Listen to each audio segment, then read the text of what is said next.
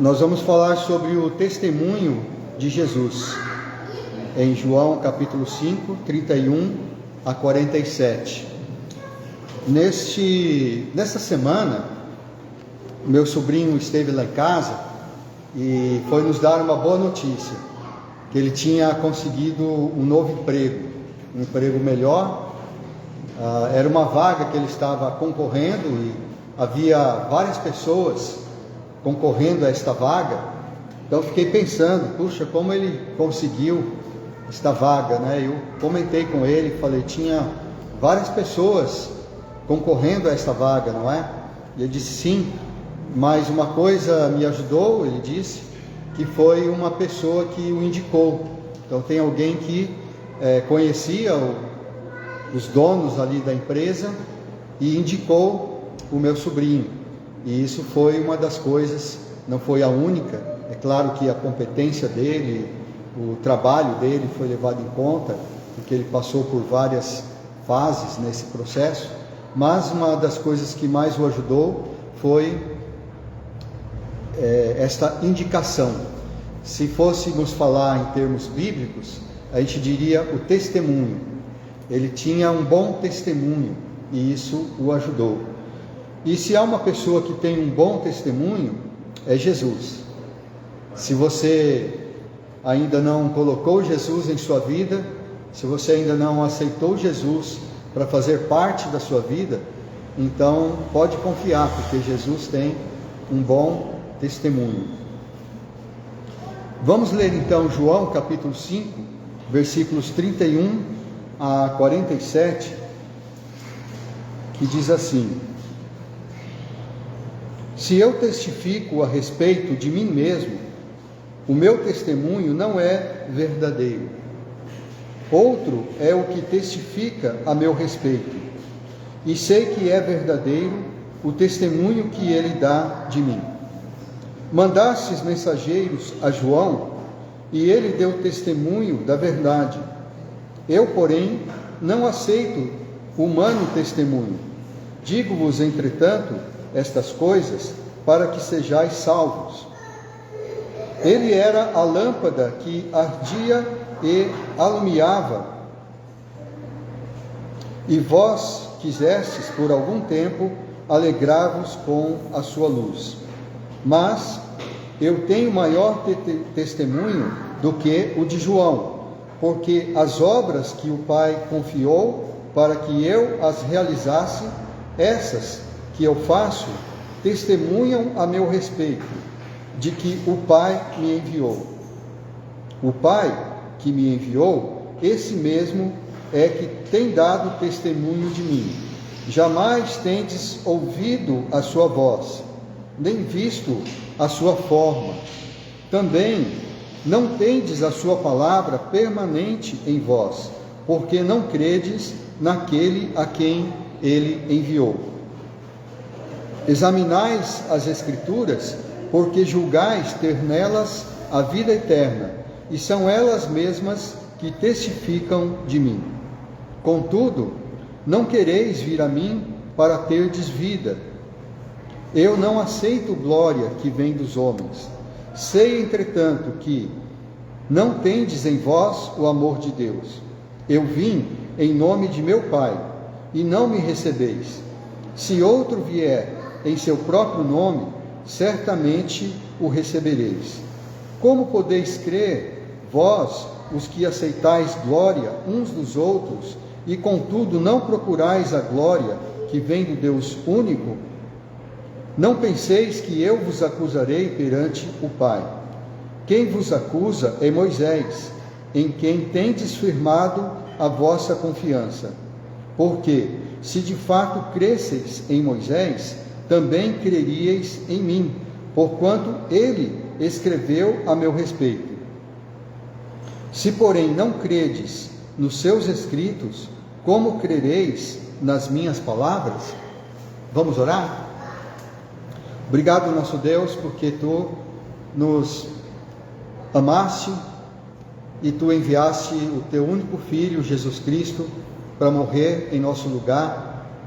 Primeiro, Senhor, Jesus viveu aqui na terra uma vida que é um exemplo para todos nós, para toda a humanidade, e ele viveu esta vida, Senhor, sem pecado, fazendo a tua vontade, e ele permitiu que o pregassem na cruz. Ele morreu pelos nossos pecados e ressuscitou ao terceiro dia. Obrigado, Senhor, pelo testemunho de teu Filho Jesus Cristo, a quem nós amamos, a quem nós honramos, porque somente quem honra o Filho é quem honra o Pai.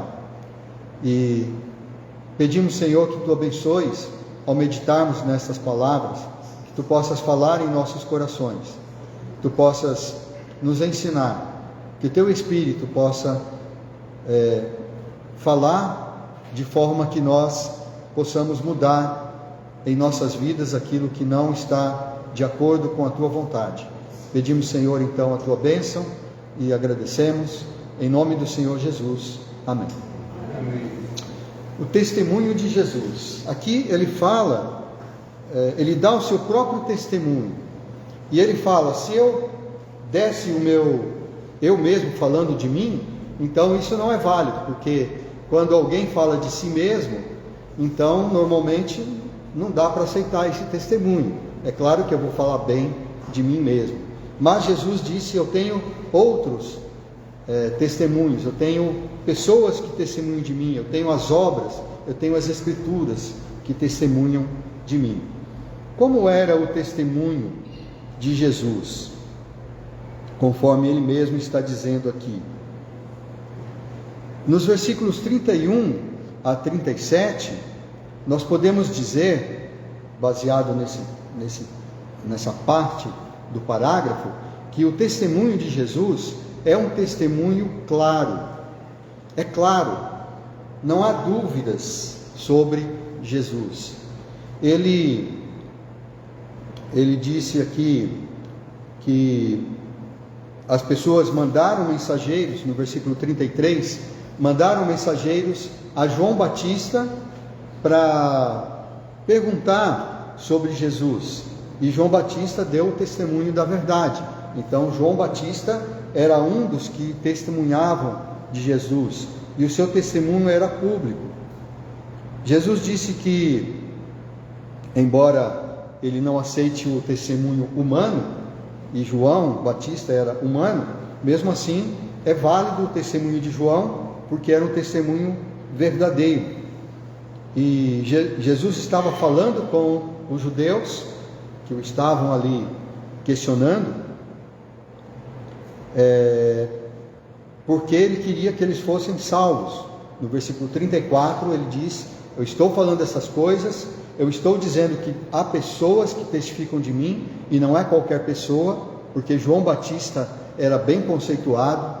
Os fariseus sabiam que João Batista não era uma pessoa qualquer, e lembram-se quando eles fizeram aquela pergunta no templo para tentar apanhar Jesus em palavras que fosse comprometê-lo.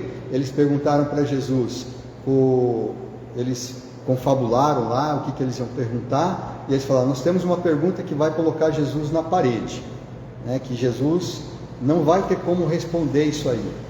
E eles perguntaram então para Jesus: o testemunho de João Batista é de Deus? Não, desculpa, não foi essa a pergunta.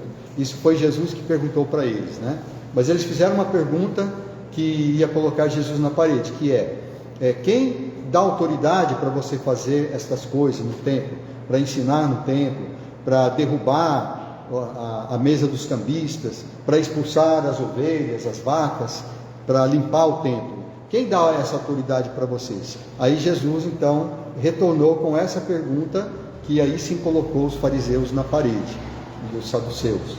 Jesus perguntou: de quem é a pregação de João Batista? Vem de Deus ou vem dos homens? Aí eles não sabiam como responder, porque se eles respondessem que é de Deus, Jesus ia dizer: então, se é de Deus, por que vocês não creem em João Batista? E João Batista dava testemunho de Jesus. Mas se eles pensaram consigo: se nós respondemos que é dos homens, então nós vamos ser apedrejados aqui, porque o povo acredita que a pregação de João Batista era de Deus, eles não podiam admitir isso. Então, João Batista não era uma pessoa qualquer, então ele disse: João Batista dá testemunho de mim, e eu estou dizendo isso porque eu quero que vocês sejam salvos. Ele era uma lâmpada que ardia, que alumiava, e por pouco tempo vocês quiseram se alegrar com essa luz de João Batista. E Jesus diz que ele tem maior testemunho, né? E o maior testemunho que Jesus tem é do próprio Pai que o enviou.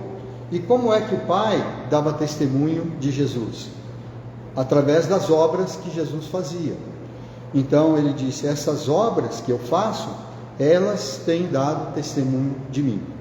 E essas obras que eu faço porque o Pai é que me dá esse poder para fazer estas obras. Então era um testemunho claro, era um testemunho que estava ali na frente de todo mundo.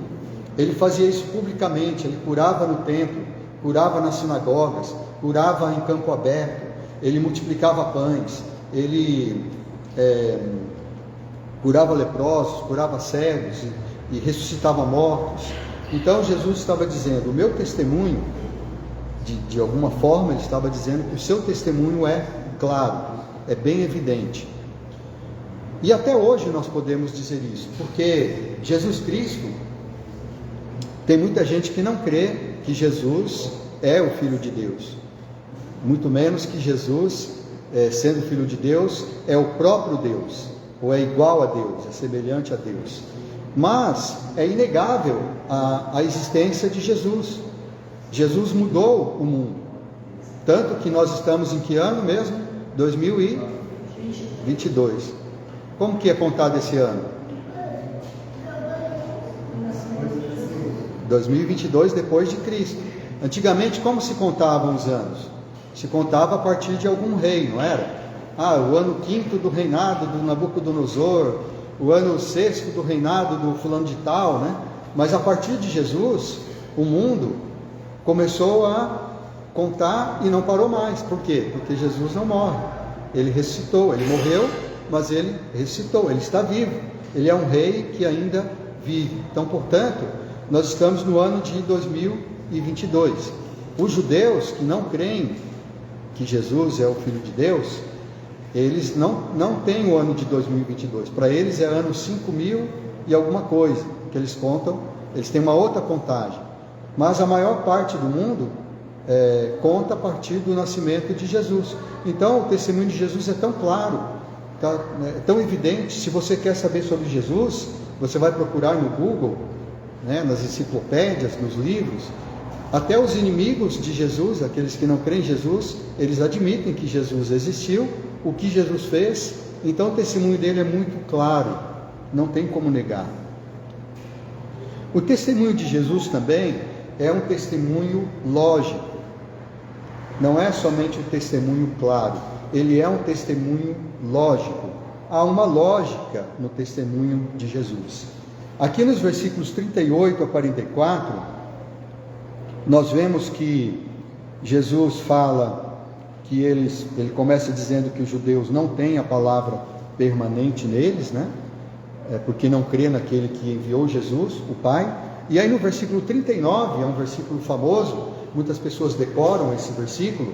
Ele diz: examinais as Escrituras, porque julgais ter nelas a vida eterna, e são elas mesmas que testificam de mim. Fosse traduzir para um português mais moderno, Jesus estaria dizendo assim: vocês examinam as Escrituras porque vocês acreditam que nas Escrituras tem a vida eterna. E os judeus faziam mesmo isso. Os judeus examinavam as Escrituras e continuam examinando até hoje. E muitas pessoas examinam as Escrituras até hoje em dia, crentes e não crentes, porque as Escrituras, esse livro que nós temos nas mãos, é um livro importante, não só para os crentes, ele é um livro importante para o mundo inteiro.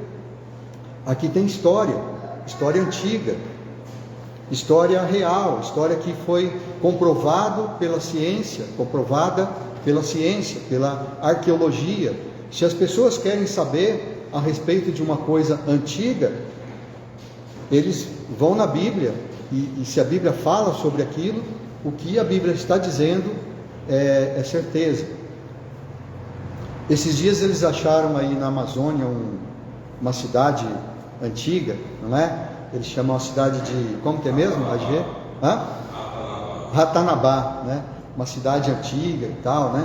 Eles rastrearam através de um sistema novo, né? Eles vão de avião, ou de drone, ou de helicóptero, e tem um sistema lá de não sei se é ultrassom, alguma coisa assim, que vai mapeando ali. Então eles descobriram uma grande cidade, mas isso não é uma novidade. Novidade é que eles conseguiram mapear, conseguiram ver o desenho, tudo certinho, mas já se sabe há muito tempo, muitas décadas atrás, né, já se sabe que existem cidades enterradas ali no meio da Amazônia, né?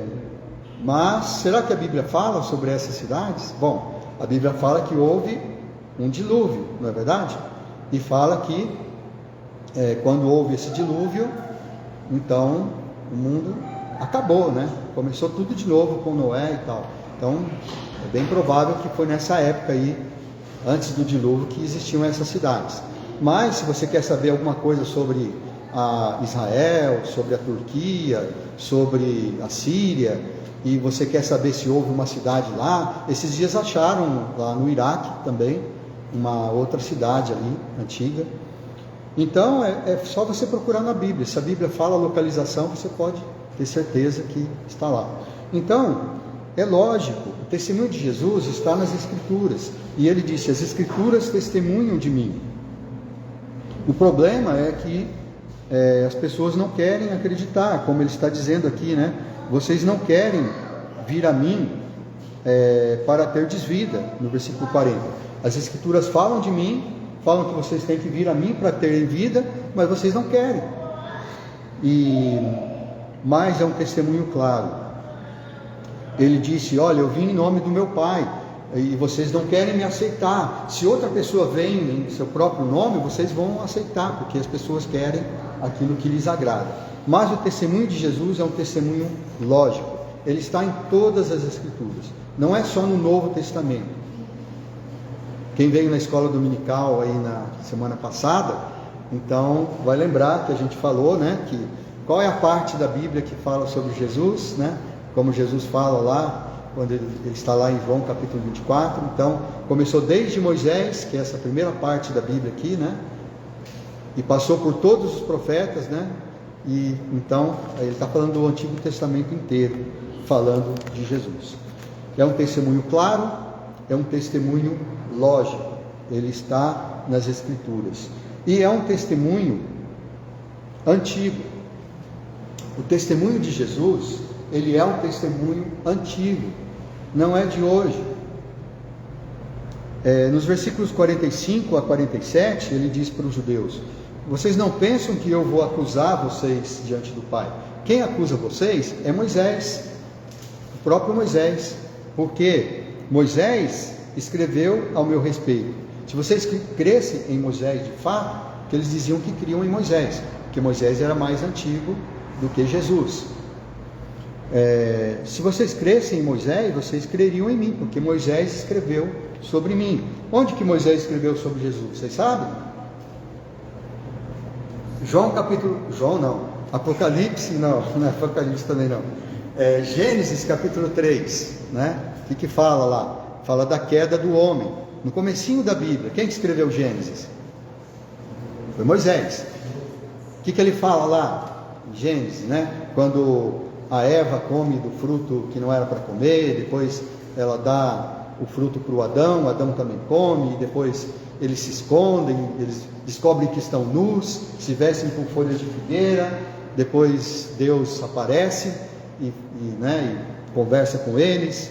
E o que fala ali? Qual que é o castigo? Ele fala o castigo de cada um, né? O homem vai, para ele conseguir o fruto da terra, vai ter que lidar com os espinhos, né? Vai ter suor e tal. A mulher, agora, para ter filhos, iria ter dores de parto, né, e tal. E a serpente? Qual foi o castigo da serpente? Ia rastejar, né? Não sei se a serpente antigamente tinha pernas, né? É capaz que antes ela tinha pernas, mas depois ela passou a rastejar, a comer o pó da terra. E aí ele disse para a serpente, né? Que ele ia ter inimizade com a mulher, né? A serpente ia ter inimizade com a mulher, né? E ele fala: o seu descendente vai esmagar a cabeça do teu descendente. Mais ou menos isso que ele fala, né? Porém, inimizade entre o seu descendente, o teu descendente e o seu descendente. O descendente da serpente, descendente da mulher, né? Eu vou pôr inimizade. A Ana Maria está engatilhada aí, pode ler, Ana Maria. O que fala? Porém, inimizade entre ti e a mulher, entre a tua descendência e o seu descendente. Este te ferirá a cabeça e tu lhes ferirás o calcanhar. Então, o descendente da mulher vai ferir a cabeça da serpente. E a serpente ia ferir o calcanhar do descendente da mulher. Então ele está falando de quem? Ele já fala ali de Jesus, né? Então ali no comecinho da Bíblia. Aí depois ele vai falando, né? Moisés fala: eu vou enviar, Deus vai enviar antes de Moisés morrer, fala: Deus vai enviar um profeta semelhante a mim, a ele ouvis, né? E tal. E assim, se você for vendo nos Salmos, né? Nos profetas, né? Isaías, toda a Bíblia você vai vendo falando sobre Jesus. Então, mas isso começou lá desde Moisés. Jesus fala para eles: olha, Moisés falou de mim. Se vocês creem em Moisés, porque Moisés é antigo, Moisés foi o primeiro, Moisés foi que fundou, né? Ele que escreveu, ele que compilou a nossa religião, então vocês têm que acreditar em mim, porque ele fala de mim. É um testemunho antigo. Se nós formos pegar as religiões mais importantes do mundo hoje, as maiores religiões do mundo, não tem uma religião tão antiga, né? Não tem um profeta tão antigo como Moisés, porque Moisés, ele escreveu há 1500 anos mais ou menos antes de Cristo, né? E as outras religiões, se você for ver quem são os profetas que escreveram sobre, né, que compilaram a religião, que organizaram a religião, todos eles vieram depois. Não tem um tão antigo quanto Moisés. Então, o livro que nós temos na mão, a Bíblia, é um livro muito antigo. Então, é um testemunho antigo. E esse é o testemunho de Jesus. Mas os judeus, eles não queriam Jesus. Eles não queriam receber Jesus. Eles não queriam chegar a Jesus para terem vida. Parece, pelo que nós lemos aqui nesse texto, que os judeus, eles queriam uma religião temporal. Eles preferiam uma religião que fosse ali imediata, instantânea, né? Por isso que Jesus fala ali que eles mandaram mensageiros a João e quiseram se alegrar por um tempo com a luz de João. Quem sabe eles tinham esperança que João era o Messias. Eles realmente mandaram pessoas perguntarem, e eles pessoalmente perguntaram: você é o Messias? Né? Porque se ele fosse o Messias, então eles esperavam o Messias que fosse resgatar Israel. Como João moveu multidões ali, né? Quem sabe era aquela oportunidade. Depois, a população, né? O povo em si, não os líderes, né? Acreditaram que Jesus poderia ser o Messias quando teve a entrada triunfal, né?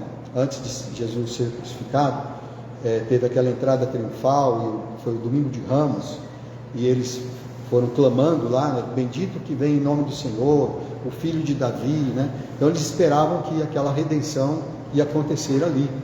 Então eles queriam uma coisa temporal.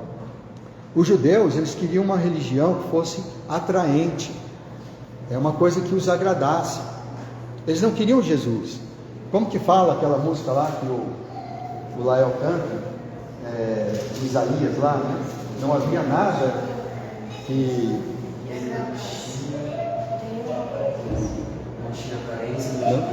não tinha nenhuma aparência que agradasse, né? Nada na sua aparência agradava. Qualquer beleza ou majestade para nos atrair. não tinha qualquer beleza, não tinha majestade para nos atrair, né? Ele era um homem que eles olhavam para ele e falavam, mas esse é o rei de Israel.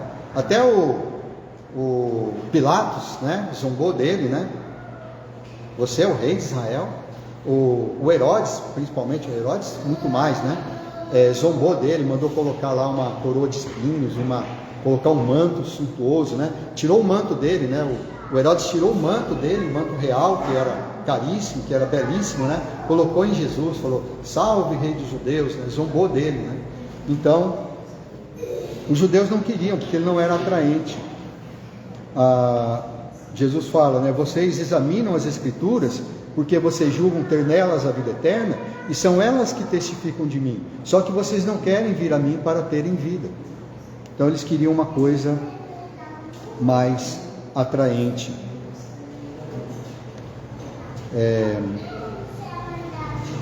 E eles queriam também uma religião que fosse aparente, alguma coisa que eles pudessem pegar, coisa que eles pudessem palpar. Os homens sempre foram assim, né? Logo no começo, quando os judeus saíram do Egito, eles já fizeram coisa errada lá, né? Fizeram um bezerro de ouro, porque Moisés subiu no monte, ficou lá 40 dias, falaram, e agora, né? Moisés sumiu, Moisés não vai aparecer mais, deve ter morrido lá em cima, né? Eles fizeram um bezerro de ouro, né? E tudo. Eles sempre queriam coisas assim, né? Por isso que Jesus disse para ele, vocês nunca ouviram a voz do Pai, vocês nunca viram a forma do Pai, né? Vocês nunca viram a sua forma. Eles queriam um Deus que eles pudessem apalpar, né? Que eles pudessem ver, que eles pudessem pegar. Então parece que era isso que os judeus queriam, né?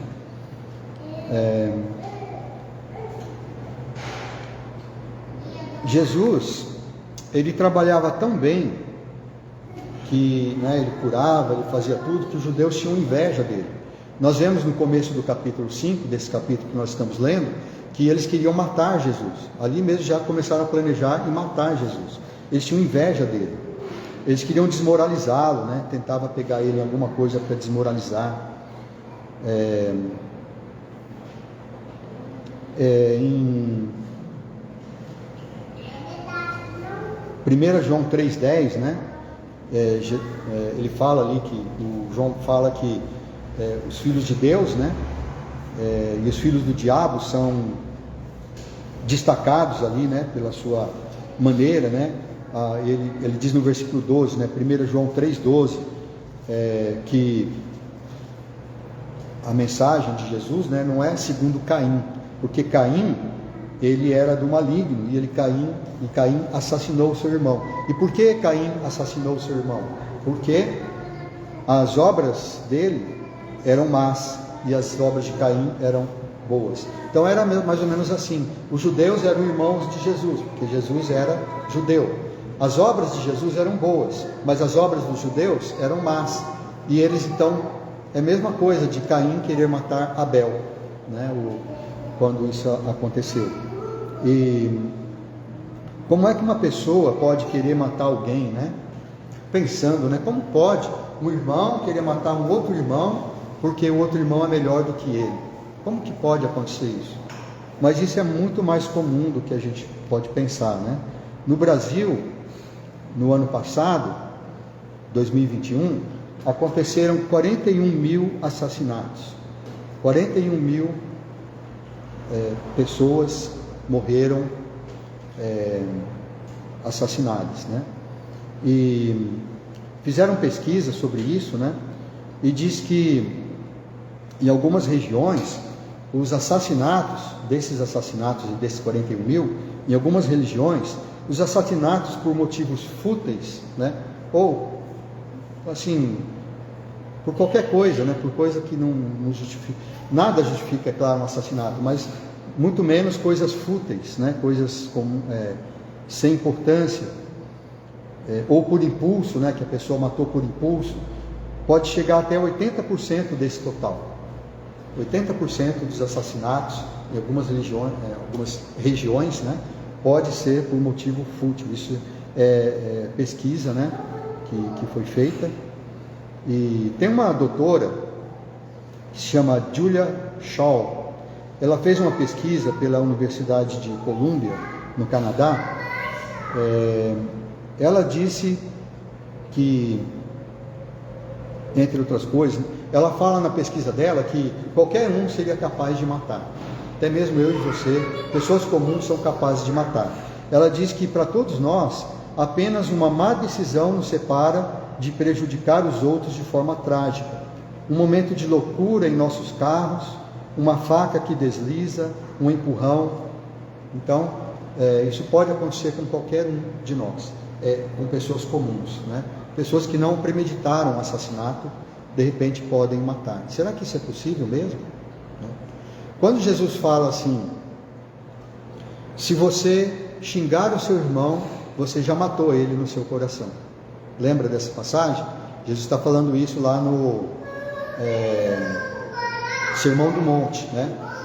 Ele fala, olha, a Bíblia diz, né, os mandamentos dizem, não matarás, mas eu vos digo, se você falar para o seu irmão, xingar o seu irmão de tolo, você já matou ele no seu coração. Então é como se você tivesse matado.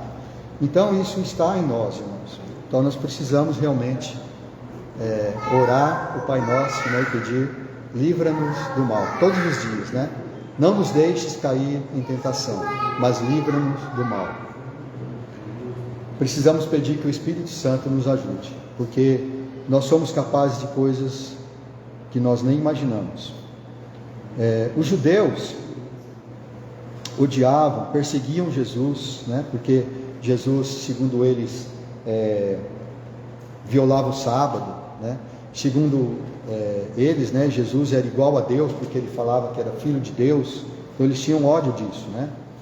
Os judeus não desejavam ser curados, né? Porque Jesus mesmo disse, vocês não querem vir a mim para terem vida. Então eles não desejavam, eles tinham uma doença que é o pecado, mas eles não queriam ser curados, porque eles achavam talvez que não estavam doentes, né?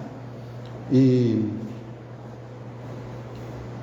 Jesus disse também que se o mundo o odeia, né? Porque o mundo odeia Jesus, né? Isso é claro. A gente não vê pessoas que não são crentes, que não creem em Jesus, falando bem de Jesus. Eles sempre procuram alguma coisa para falar mal de Jesus ou de quem segue Jesus. É claro que falar mal de quem segue Jesus é muito fácil, né? Falar mal de mim, falar mal de você, falar mal de pessoas é fácil, porque a gente realmente faz muitas coisas erradas, né? E muitas pessoas em nome de Jesus fazem atrocidades, isso é fácil. Mas falar mal de Jesus... Então Jesus disse que as pessoas o odeiam sem motivo. E hoje, será que os judeus são diferentes? Será que os judeus hoje, eles ainda odeiam Jesus? O que os judeus hoje pensam sobre Jesus?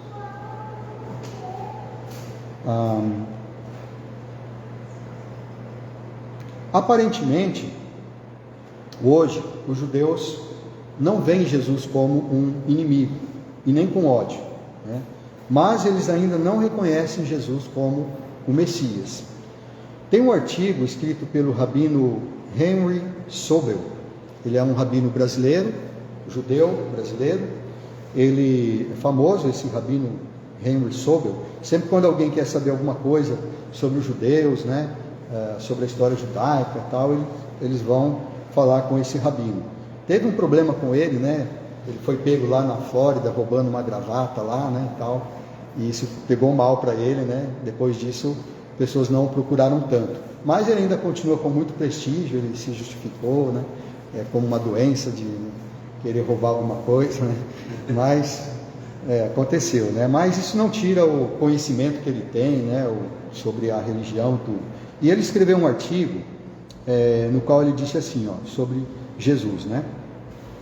Devemos reconhecer as importantes e numerosas diferenças entre as ideias propagadas por Jesus e as doutrinas judaicas. Alguns dos pronunciamentos de Jesus negam o ensinamento judaico de que nenhum homem pode ser um intermediário entre o Criador e outros homens, né? Porque nós cremos que, conforme o Novo Testamento diz, né, Jesus é o único intermediário. Não há, como que é? Eu acho que é em Atos 4, alguma coisa, né? não há salvação em nenhum outro, porque não há nenhum outro nome dado entre os homens, abaixo do céu, dado entre os homens, pelo qual importa que sejamos salvos. E Paulo depois ele fala também que existe somente um Deus e um único intermediário entre Deus e os homens, Cristo Jesus, homem, né? Então é isso que nós cremos. Então ele está dizendo aqui que para o judaísmo isso não dá para engolir, né? Não há nenhum homem que pode ser intermediário entre o Criador e outros homens. E Jesus dizia, eu sou o caminho, ele que está escrevendo isso, Jesus dizia, eu sou o caminho e a verdade e a vida, ninguém vem ao Pai senão por mim, João 14,6. Então ele diz que é impossível para os judeus acreditarem nisso. A ideia de que o relacionamento especial, ele continua dizendo, de Jesus com Deus permitia a salvação somente daqueles que acreditassem nele, Jesus, é alheia ao judaísmo. Então é isso que os judeus pensam hoje. Esse artigo é de 2019. Ele escreveu para o Instituto Humanitas Unicinos. E também um outro rabino, chamado Alexandre Leone, ele também demonstra que não há inimizade com Jesus, para com Jesus, é isso que ele diz. Mas faz a seguinte declaração. A declaração dele é: qualquer judeu reconhece que no final das contas, ele, Jesus, foi apenas um dos nossos, aquele que foi mais longe, que chegou lá, né? Então foi apenas um judeu acima da média, né? Um judeu melhor. Então pelo menos não está falando que tem ódio, né? Mas os judeus ainda não reconhecem que Jesus é o Filho de Deus, o próprio Deus, que morreu na cruz para salvar os nossos pecados, o único intermediário entre Deus e os homens, o único que pode nos dar salvação, o único que pode nos levar ao Pai. E os judeus também, se a gente for ver, se você for lá em Israel, ver como que os judeus vivem, você vai ver que a maioria deles não segue à risca a sua própria lei, o Antigo Testamento, né? Os judeus são muito liberais, muitos judeus são muito liberais, né? Existem poucos ali que são os ortodoxos, aqueles que andam, né, com roupa preta, e as mulheres, né, sempre vestidas de maneira discreta, com véu, né, tudo isso, mas são poucos, né? A maioria não segue à risca a lei judaica. Mesmo assim, Deus tem abençoado esse país. É um país pequeno, é um país muito ali atacado, né, por todos os lados, mas é um país, é uma das nações mais poderosas do mundo. Por que Deus ainda abençoa Israel? É por amor deles? Não é. Deus diz que Ele os abençoa por amor do seu próprio nome, como diz lá em Ezequiel 36, 22 a 24, que diz assim: dize, portanto, a casa de Israel, assim diz o Senhor Deus, não é por amor de vós que eu faço isso, ó casa de Israel, mas pelo meu santo nome, que profanastes entre as nações para onde fostes. Vindicarei a santidade do meu grande nome, que foi profanado entre as nações, o qual profanaste no meio delas. As nações saberão que eu sou o Senhor, diz o Senhor Deus, quando eu vindicar a minha santidade perante elas. Tornar-vos-ei de entre as nações, e vos congregarei de todos os países, e vos trarei para a vossa terra. Ezequiel falou isso mais ou menos 2.600 anos antes de Israel ter voltado a ser uma nação. E hoje Israel é uma nação poderosa, né? Mas os judeus, a Bíblia diz que um dia eles vão reconhecer que Jesus é o Cristo. Eles vão reconhecer aquele a quem eles traspassaram. E esse dia, nós devemos orar por esse dia, sabe por quê? Porque esse dia vai ser o dia da nossa salvação. Porque se vai ser uma bênção, Paulo fala assim, olha, Paulo fala muito, né, de maneira teológica, né? Ele diz, se a queda dos judeus foi bom para nós, gentios, não, Paulo não fala para nós, né? Paulo, porque ele era judeu também, mas eu falo para nós, né, gentios, se a queda dos judeus foi boa para nós, gentios, né, para os gentios, ele deu lugar para que os gentios entrassem na salvação, imagina o que será a restauração dos judeus, senão a vida dentre os mortos. Então, quando os judeus crerem em Jesus, então vai ser a vida dentre os mortos, né? Vai ser uma festa, né? Vai ser a nossa grande bem-aventurança. Um dia, então, eles vão se arrepender e vão reconhecer. Em 2 Crônicas, capítulo 7, versículo 14, nós lemos: se o meu povo, que se chama pelo meu nome, se humilhar e orar e me buscar e se converter de seus maus caminhos, então eu ouvirei dos céus, perdoarei os seus pecados e sararei a sua terra.